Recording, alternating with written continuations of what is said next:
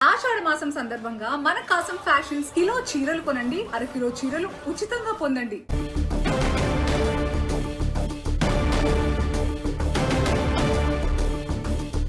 భుజంలో breaking news చూస్తున్నాం. హైడ్రా తీరుపై Telangana high court మళ్లీ సీరియస్ అయింది. ఆర్మీ భూముల్లోకి ప్రవేశిస్తే హైడ్రా అధికారులకు కూడా సంఖ్యలు తప్పవని హెచ్చరించింది.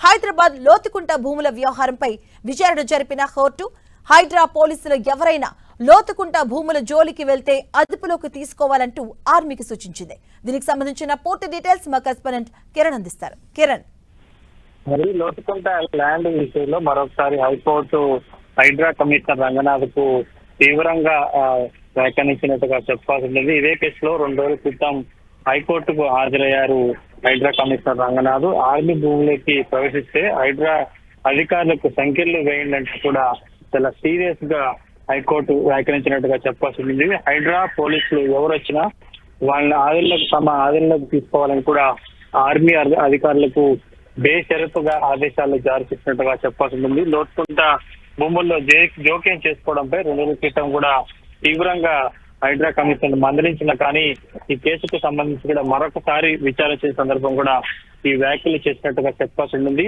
మళ్ళీ భూములకు సంబంధించి ఎవరైనా వెళ్తే మాత్రం వారి ఆర్మీ అధికారులకు తెలియజేయాలంటూ కూడా హైకోర్టు శిక్షించినట్టు చెప్పారు. ఎందుకంటే గడిచిన కొద్ది రోజులుగా హైడ్రా చేపడుతున్న కొన్ని చర్యలకు సంబంధించి కూడా కొంత వివాదాస్పదం అవుతున్నట్టుగా మనం చెప్పాల్సి ఉంటుంది.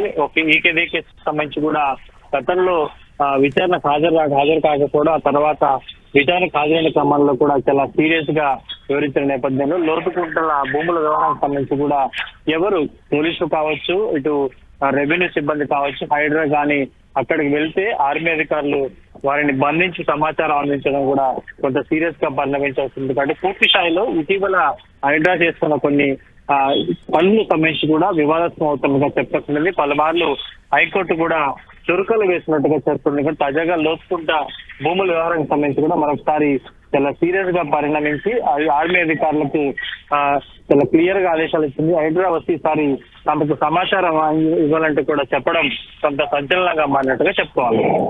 థాంక్యూ కిరణ్.